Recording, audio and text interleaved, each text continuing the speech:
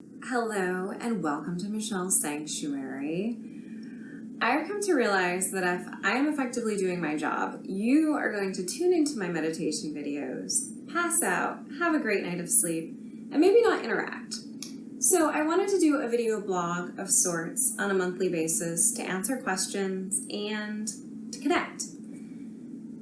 The first video that I'm going to do, this one, I've been asked a lot about breathing because breathing is a very important part of every single one of the meditations that I do. The earliest of feedback I received from my mom from my earliest videos, and she said, I can't breathe that much.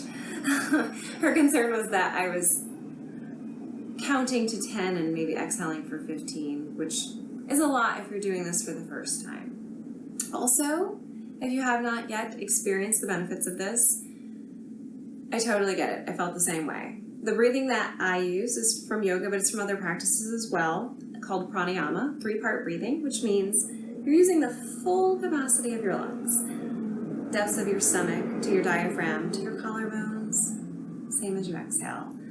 And what I like to do in my videos now is to inhale for 3 and exhale for 6.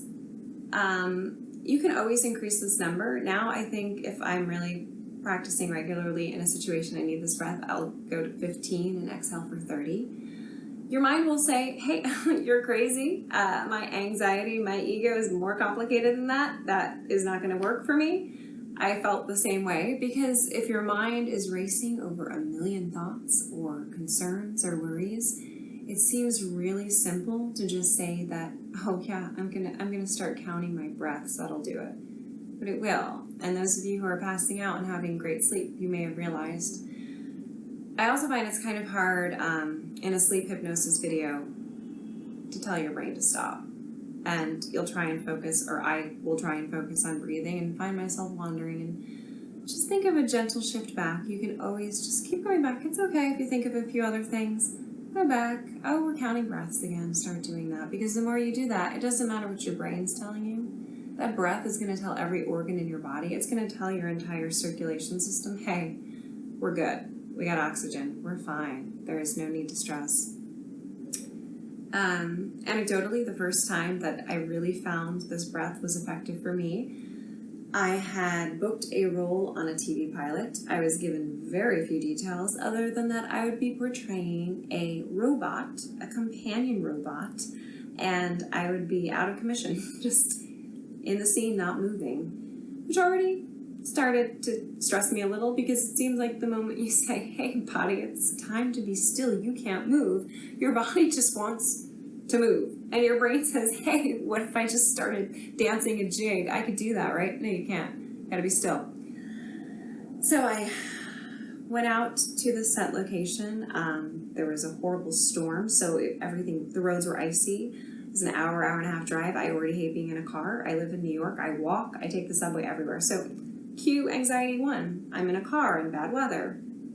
Anxiety 2 wasn't really mine showing up on set. The first thing that happens is they run you through everybody. That will approve everything from how your eyebrow is shaped to the color lips you have to what you're wearing. So I had like 4 producers, and then all the stylists come in, critique everything, have me try on a million things, and then decide, okay, she's good to go. Good to go meant I was in a very cold holding area for 8 hours, not knowing when I was actually going to work. So at this point, my anxiety took over, and I thought, you can't be anxious on camera. You're booked to do this job, do this job. I'm brought to this barn that's freezing cold and very rustic, and the first assistant director comes up to me and he says, so, do you have a fear of heights, and are you claustrophobic? Questions that you might want to ask somebody before you give them a job, but yeah, I have a fear of heights, but it's not that bad. This was just a little lift I had to stand on in high heels and a silk gown. The claustrophobia, I had no idea. It's kind of a situation like if someone says to you, hey, you look really tired, and all of a sudden you think, oh man, am I tired? Or you look sick and you think, am I sick? Am I getting sick?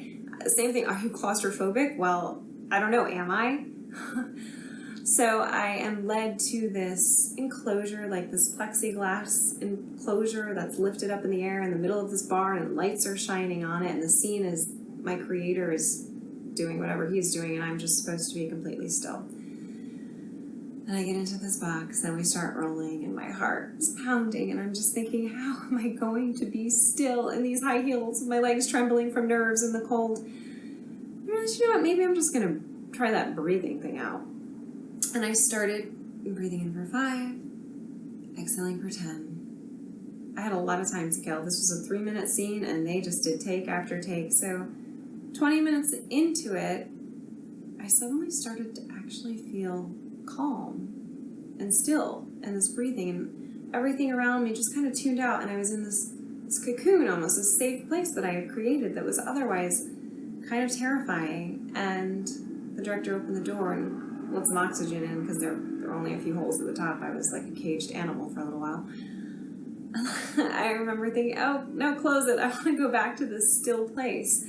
And I often think of this memory as a forced stillness. The job that I had to do was forced stillness.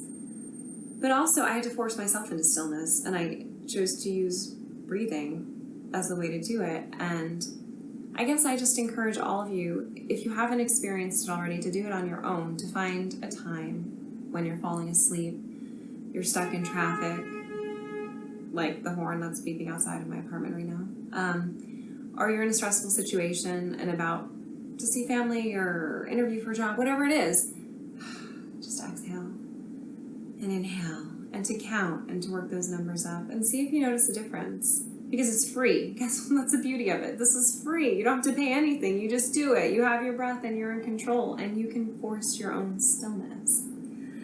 So once again, thank you for tuning in and your questions. And if you have anything else, I'm going to try and do a video a month. I love your feedback and I love that you're tuning in. And if you know anyone in your life, you're like, hey, buddy, you could benefit from some meditation, send them a link to my stuff. I would appreciate it. And thanks again.